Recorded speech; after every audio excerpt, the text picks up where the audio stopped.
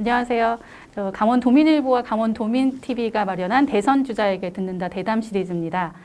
오늘은 그 더불어민주당 본 경선 6명의 후보들 중에서 1호 강원 방문자를 이제 저희 손님으로 모셨는데요. 이제 더불어민주당 당대표를 역임하시고 또 국무총리를 지내신 이낙연 후보님 모셨습니다. 안녕하세요. 네, 안녕하세요. 예, 강원도민 여러분 안녕하십니까? 참 여러 차례 왔습니다만은 도민 여러분께 좀 더 많은 희망을 드리도록 더 노력하겠습니다. 많이 지켜봐 주시고 지지해 주시기 바랍니다. 네. 그리고 후보님은 정말 강원도와 뗄래야 뗄 수 없는 또 특별한 인연이 있으시죠. 그래서 재난재해 현장에서 우리 또 도민들께서 또 이제 당시 이제 총리로서의 또 그 모습을 많이 보셨는데 그 인연은 아직도 이어지고 계신 건가요? 예, 물론이죠. 그때 2018년 한 해 동안 많은 인연을 강원도와 맺게 됐습니다. 2월에는 평창 동계올림픽, 4월에는 강원 산불이 있었죠. 그리고 10월에는 태풍 미탁이 삼척을 때렸어요. 그때 늘 평창 또는 고성, 강릉, 속초, 그리고 삼척 다니면서 많은 분들을 만났었죠. 산불 때는 고성군 토성면에 오리구이집 하시는 엄기인 씨, 그 봉사정신에 제가 감동해서 나중에 친구가 됐고요.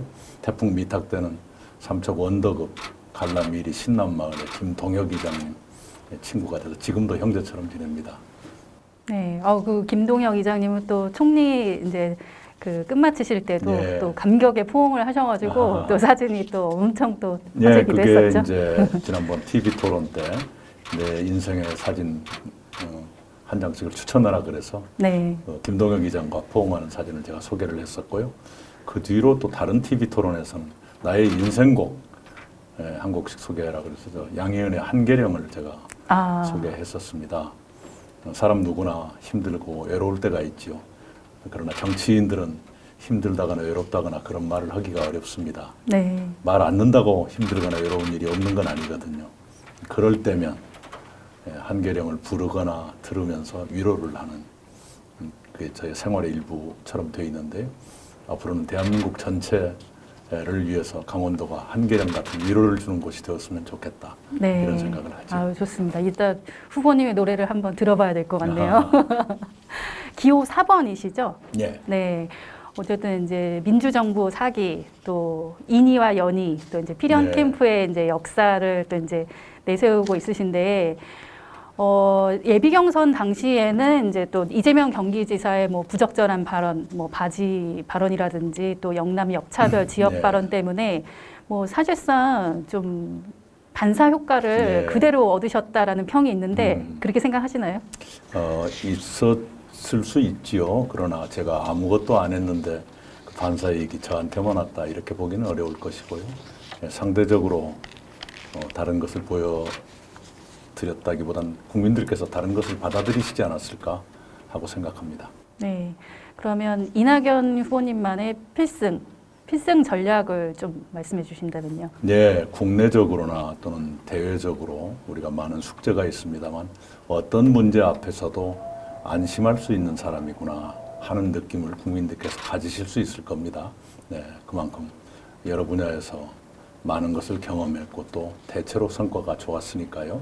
네, 그 점에서는 국민들께 저의 있는 그대로를 보여드리는 것이 필승 전략이다 이렇게 말씀드립니다. 지방자치단체, 중앙정부, 국회 그리고 언론까지를 모두 거친 후보는 저와 김두관 후보뿐일 겁니다. 차기 대선의 시대 정신은 좀 뭐라고 꼽으시는지요?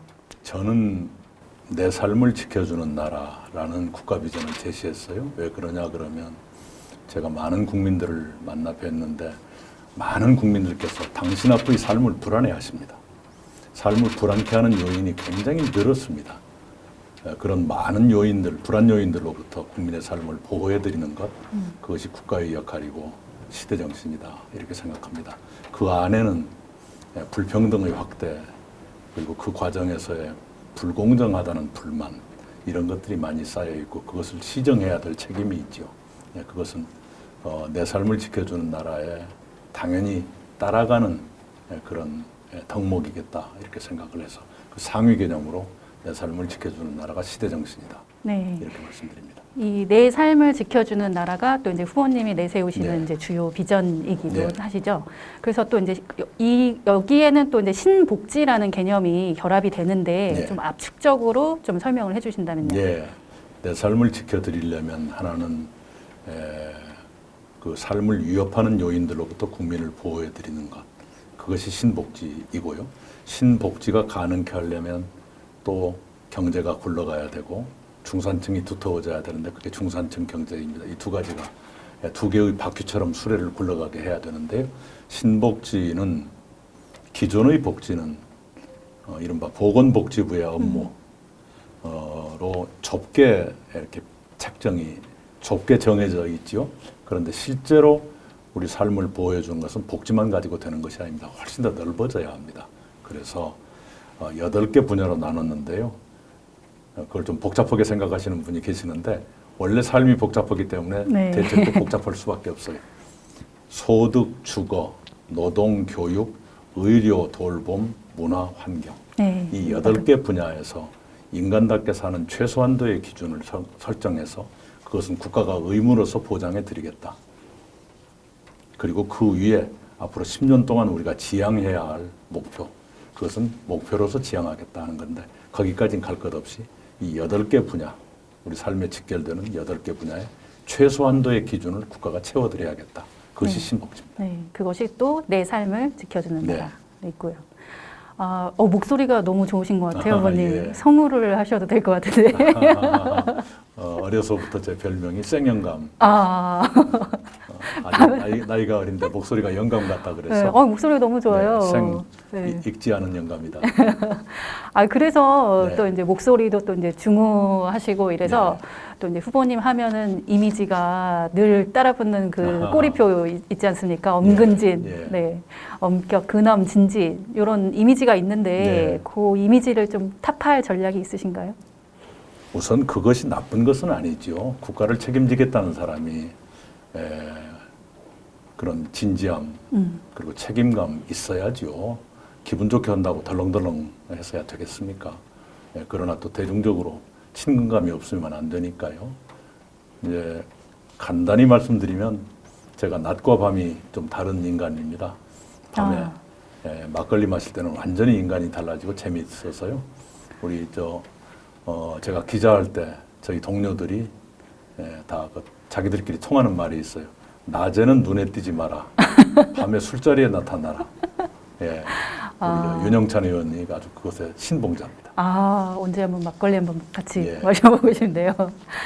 또 저기 후보님 아재 개그 하시는 걸로 또 유명하신데 그 아재 개그가 원래 이제 자연스럽게 몸에서 배이셔서 이렇게 나오시는 건지 아니면 뭐 총리 시절에 또 이제 주변 분들을 좀 편안하게 해주시려고 일부러 좀 그런 측면이 있으신지 뭐 궁금합니다. 네, 둘 다죠.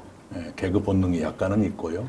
또 너무 분위기가 무거우면 안 되니까 또 똑같은 말을 해도 이렇게 정색을 하고 하면 상대방이 야단 맞는 것 같은 기분이 들 것 아닙니까? 그러면 좀 어색하니까 예를 들면 외교부 장관께 이런 말씀을 한번 들었어요. 주한 EU 대사가 저에게 하시는 말씀이 외교부 사람들 만나기가 어렵다고 하소연합디다. 외교부 간부들 좀 만나주세요. EU 대사가 만나자 했을 때는 이유가 있었을 것 아닙니까? 이렇게. 맞습니다. 이 아재 개그. 네네네. 그런 식으로 맞습니다. 하죠. 다이어트의 아재 개그는 뭐죠? 근데 다이어트를 우리말로 하면 내일부터. 내일부터. 오늘은 또 하나를 제가 춘천에 와서 공개했는데. 어떤 거죠? 반성문을 영어로 뭐라 하게? 반성문이요? 네. 뭘까요? 반성문은? 글로벌입니다. 글로벌.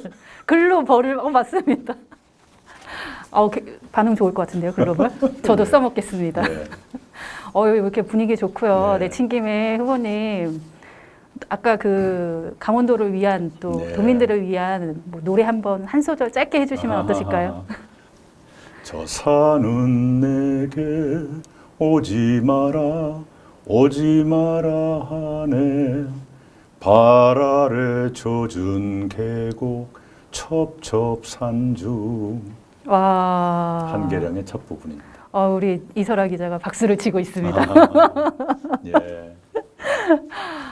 그래서 여성 팬들도 좀 많으실 것 같아요. 그래서 또 최근에 또 여성들을 위한 정책들을 또 많이 발표를 하셨는데 좀 주요 정책들 짧게 소개해 주신다면요.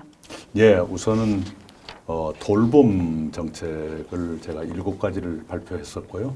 또 엊그저께는 여성 안심 정책, 안전 정책 3가지를 내놨습니다. 안전 정책은 첫째, 변형 카메라. 무슨 여기저기 숨겨져 있는 감춰진 카메라들 있지 않습니까? 구매 이력제, 누가 사갔다는 걸 다 등록하게 하겠다. 2번째는 데이트 폭력 처벌 강화하겠다. 3번째는 범죄 예방 환경 설계라는 게 있어요. 환경을 어떻게 하느냐에 따라서 범죄가 예방될 수 있는. 예를 들면 서울 가서 지하철에 내려서 그 엘리베이터, 에스컬레이터인가? 엘리베이터죠? 타면 사방 벽이 투명하게 돼 있는 걸 발견하실 거예요. 그런 게 그런 겁니다. 범죄를 예방할 수 있거든요. 네. 껌껌했을 때와 다르잖아요. 맞습니다. 그런 식의 것들을 많이 개발을 해서 특히 혼자 사시는 여성들이 안심하고 이렇게 걸어가나 집을 가실 수 있는, 귀가하실 수 있는 그런 환경을 만들겠다. 네. 그 3가지를 발표했습니다. 네, 정말 전국적으로 하겠다. 네, 그런 인프라가 꼭 조성이 됐으면 좋겠습니다. 네.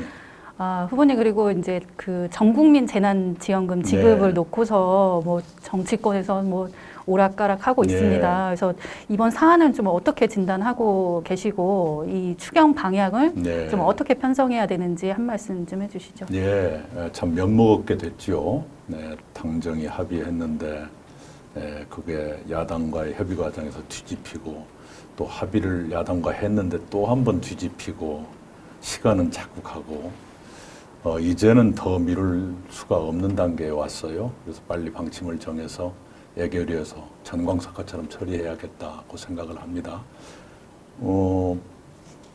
그렇게 복잡하지 않을 거예요. 80%냐 100%냐 아니면 그 중간에 협상을 해서 90 이쪽 저쪽으로 할 것인가. 그 3가지 방법 위에 더 있나요? 네, 맞습니다. 그렇게 하면 할 수 있을 겁니다. 여기서 제일 나쁜 것은 더 이상 오락가락하는 거.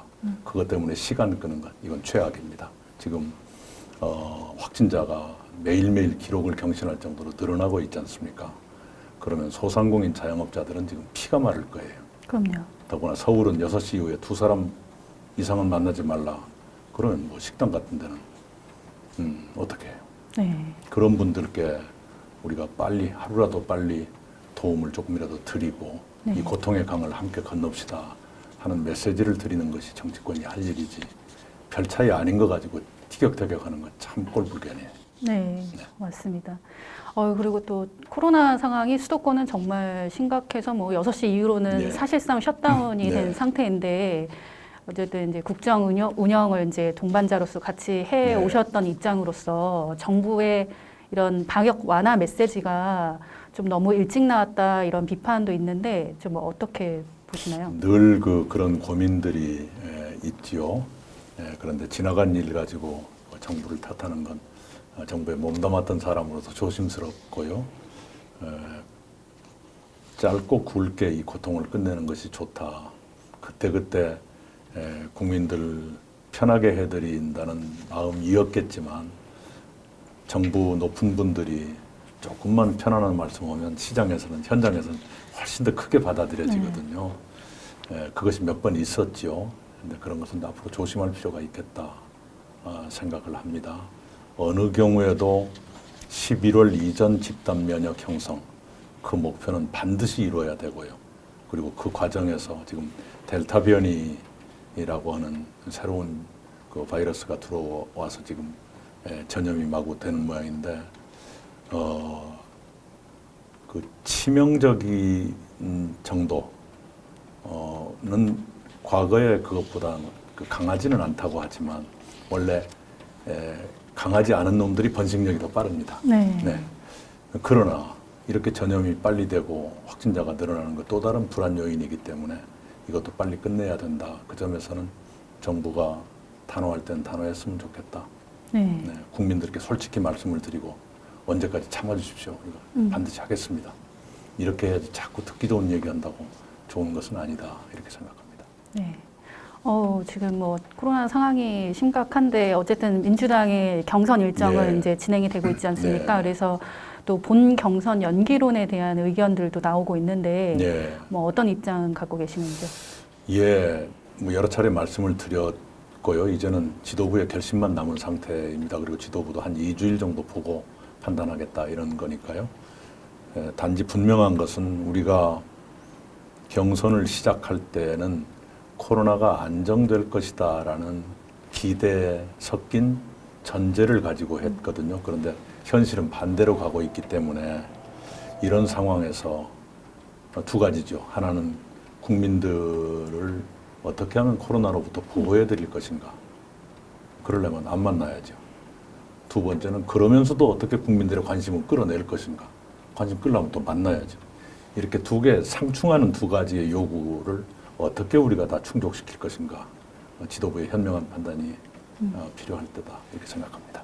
그 코로나 상황 때문에 뭐 전국을 다니신다고 하더라도 좀 뭐 제약이 많으실 것 같아요. 네. 근데 저기 메타버스 이제 플랫폼. 예. 네. 거기가 이제 방문자가 이제 1만 명을 오늘 또 돌파를 했는데 어떻게 운영을 잘 하고 계신가요? 제페토. 예, 많이 반응이 좋대요. 전 처음에는 좀 어색하고 어설프고 무슨 아바타가 나온다고 이건 또 뭐냐 그랬더니 가만히 보니 아바타가 실물보단 더 낫더라고요. 거기 사진을 찍는 코너가 있는데 네. 거기에 아주 방문자들이 몰린다고 하더라고요. 그리고 이건 새로운 영역이구나. 네. 잘했다고 생각을 해요. 그리고 이제 출마 선언도 완전히 비대면으로 했거든요. 예, 마치 영화 찍는 것처럼 그것도 잘한 것 같습니다. 네. 또 롤 게임도 하시고 또 예. 여러 영역들을 이제 가상에 현실적으로 많이 하시더라고요. 예. 네. 그 청년들을 좀 이해하고 싶었고요. e스포츠의 분야도 분명히 우리가 잘할 수 있는 분야니까 그걸 좀 알아야 하겠다 싶어서 해봤는데 2번 체험했죠. 엉터리지만 그러나 이래서 청년들이 빠지는구나. 빠지겠더라고요. 조금만 그런가요? 익숙해지면 머리와 손가락을 동시에 작동을 해야 되거든요. 네. 그걸 몇 시간 하면 탈진할 것 같더라고요. 실제로 e스포츠가 굉장히 그렇죠. 현역 활동 기간이 짧잖아요. 네, 맞습니다. 24살, 5살이면 벌써 원로 대접을 받으니까요. 네. 그래서 그 짧은 기간 동안에 집중적으로 해야 되는 스포츠인데 그걸 어떻게 육성할 것인가. 우리가 e스포츠의 종주국이라 그러고 최다 우승국이라고 하는데 점점 그게 이제 흔들릴 수 있거든요. 네. 그래서 학교 스포츠로 인정하는 방법은 없는가. 학교 스포츠로 인정해야 조금이라도 병역 연기가 된다든가 이게 가능하거든요. 워낙 그 활동 기간이 짧으니까요. 고등학생부터 조금 한 7, 8년? 이것밖에 안 되니까요.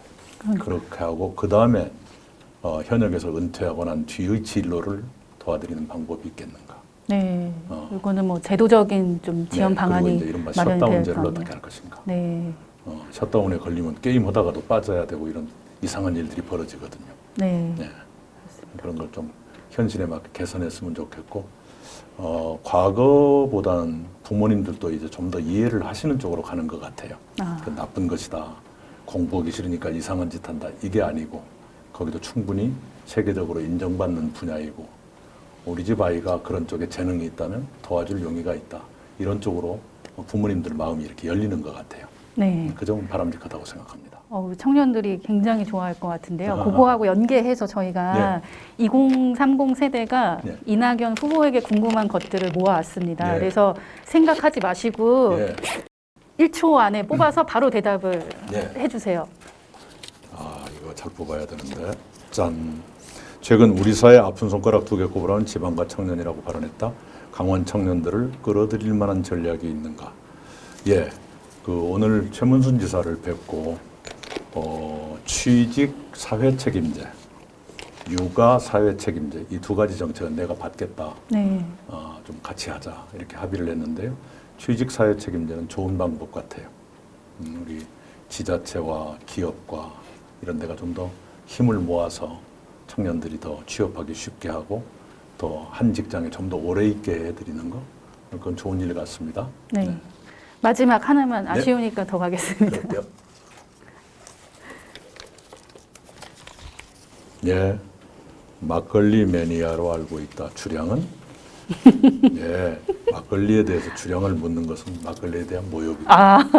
주량 묻지 마시고요.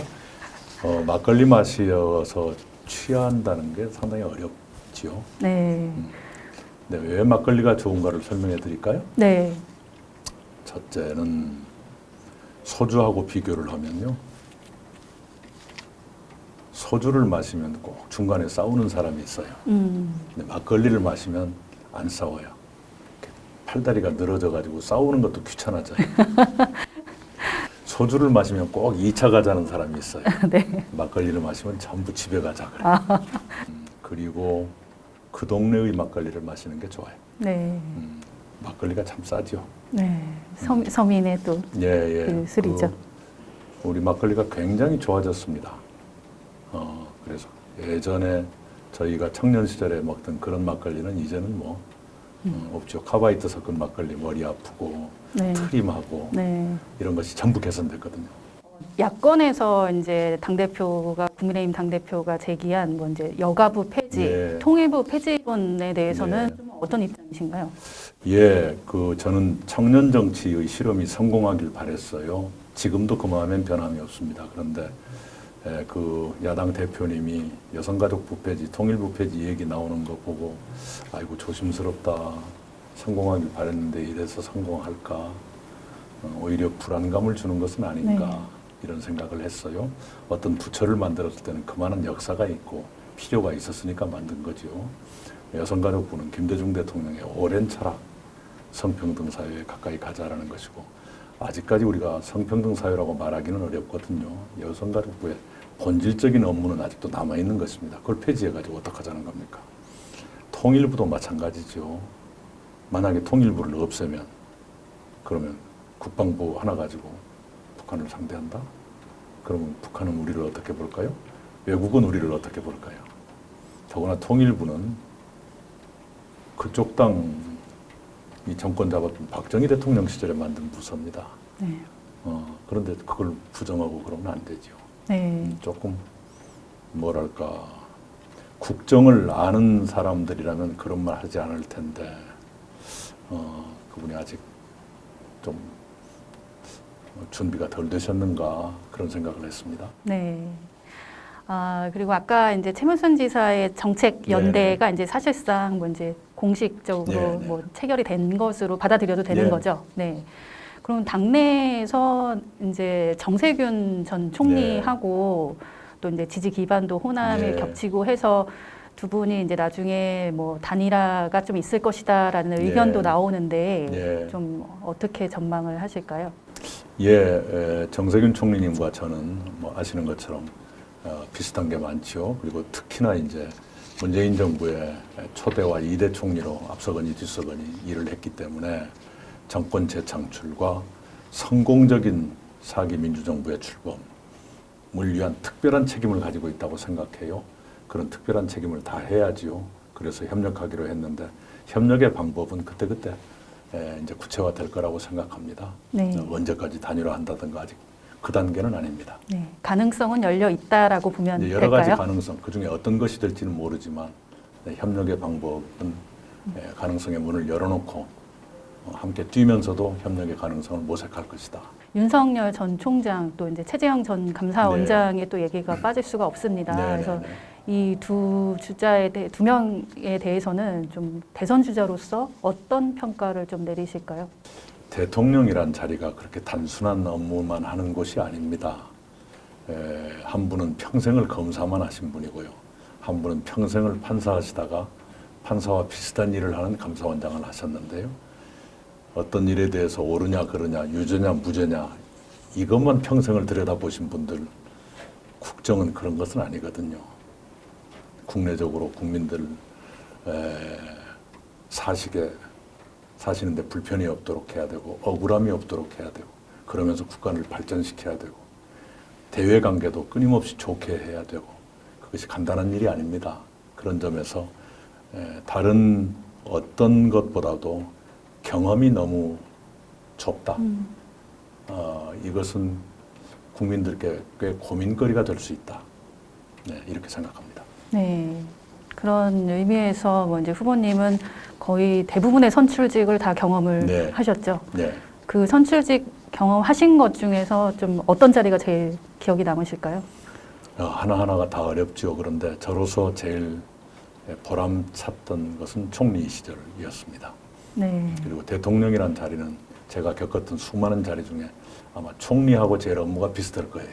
그 점에서 대통령도 잘할 것 같다. 네. 라고 생각합니다. 기대해 보겠습니다. 그리고 오늘 14일 네. 또 당내에서도 좀 공격을 많이 받으셨는데 접하셨죠? 소식들을. 예. 일단 그 추미애 후보의 발언. 생각보다 인내심이 약하시구나 생각했어요. 제 지지도 오른 지 이제 하루나 이틀밖에 안 됐는데 그걸 못 참고 벌써 그러시나. 네. 예, 그리고 제가 대표할 때 대통령께서는 최고의 당정 관계였다. 네. 환상적이다. 이런 말씀을 주셨거든요. 그러면 대통령이 세상을 그렇게 잘 못 보셨다는 뜻인지 네. 반문하고 싶네요. 네. 그래도 박용진 후보가 또 이제 또 다른 말들을 예, 했습니다. 그것도 신선함에 대해서. 네, 여러 번 제가 경험이 부족해서 시행착오를 겪는 것보다 나을 겁니다. 이것저것 아는 것이. 네. 예. 그렇습니다. 그리고 또 이재명 경기지사의 이제 오늘 그 검증, 뭐 이제 도덕성에 대한 이런 부분도 또 언급이 됐는데 예. 이 부분에 대해서는 좀 어떻게 해야죠. 예, 단 검증과 네거티브는 구별했으면 좋겠습니다. 예, 그것이 뒤섞이고 있는 것 같아요. 네. 후보님 오늘 이제 또 강원도를 오셨으니까 네. 이제 강원도가 강원 평화특별자치도 네. 이제 실현에 대해서 좀 일단 뭐 법안은 발의가 되어 있지만 진척이 아주 네. 더딘 상황입니다. 어떻게 좀 보관이 있으실까요? 빨리 통과시켜야 되고요. 그거 못할 것이 뭐가 있습니까? 강원도 만큼 수도권을 위해서 많은 걸 내어주는 곳이 없지 않습니까? 예, 그런 강원도를 위해서 다른 지방이 이제 보답을 할 때가 됐죠. 네. 더구나 평화특별자치도는 대한민국 전체를 위한 강원도의 역할을 우리가 함께 돕자는 것이니까 기꺼이 해야 된다고 생각합니다. 지역에 대한 의제 중에서 하나 이제 고민거리가 뭐냐면 수도권은 날로 팽창이 되고 뭐 인구도 또 이제 집중이 되는데 그에 반해서 비수도권은 점점 또 낙후되고 열악한데 지역 균형 발전에 대한 뭐 어떤 로드맵을 좀 총괄적으로 한번 말씀해 주신다면요. 우선은 저는 빨리 헌법을 개정해야 된다고 믿는 사람인데요.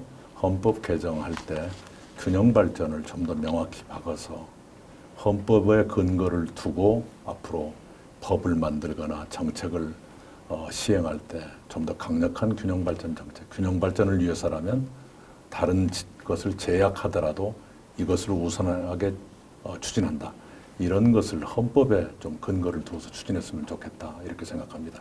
기존의 방식을 이렇게 저렇게 옮겨서 바꾸거나 조립해가지고 추진해서는 지금 같은 수도권과 지방의 격차 확대 막지 못할 겁니다. 그리고 조금 더 이제 개헌 이전에라도 할 수 있는 게 있다면 이 초광역적 권역별 발전 전략, 이른바 메가시티 발전 전략 이것이 더 필요합니다. 지금처럼 시도별 발전 전략 가지고는 그렇게 큰 사업, 큰 프로젝트가 안 나오거든요. 그리고 점점 교통과 통신이 발달하니까 이제는 아주 큰 광역으로 묶어서 볼 필요가 있겠다라고 생각을 합니다. 당내에 또 이제 일본 특파원 출신이시기도 하고 일본 통이신데 지금 뭐 독도 문제 또 이제 역사 왜곡 문제 이런 부분으로 한일 관계가 계속 꼬이고 있습니다. 그래서 좀 어떻게 한일 관계를 풀어야 나가야 되는지 한번 보관이 있으시다면요.